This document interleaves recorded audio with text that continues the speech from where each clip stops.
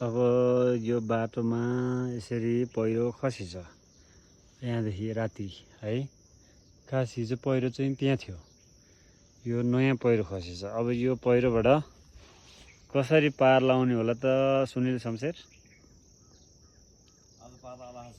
हो, अब यहाँ डोजर सोजर केही आयो भने हो होइन, नत्र चाहिँ समस्या।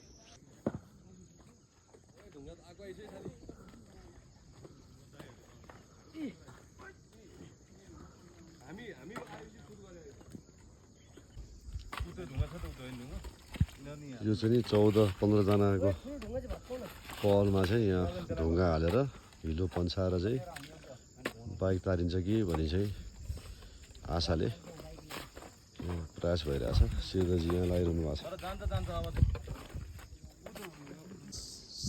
समस्याका बावजुद हामीले बाइकलाई चाहिँ सकुशल यता तार्न सफल भयौँ।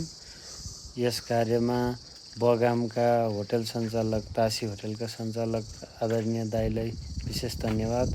राजसभाका प्रदेश सदस्य प्रदीप बुढासेनीज्यूलाई धन्यवाद। काठमाडौँ जिल्ला सचिव महेश्वर फुयालज्यूलाई विशेष धन्यवाद।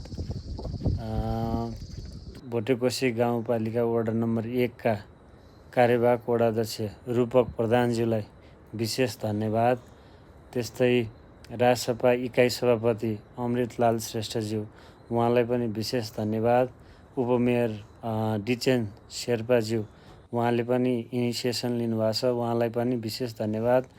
साथै सिडिओ साहब श्रीधर घिमिरे सर, सिन्धुपाल्चोक जिल्लाको सिडिओ साहबले विशेष पहल गरेर त्यहाँ चाहिँ जेसिबी पठाएर उहाँले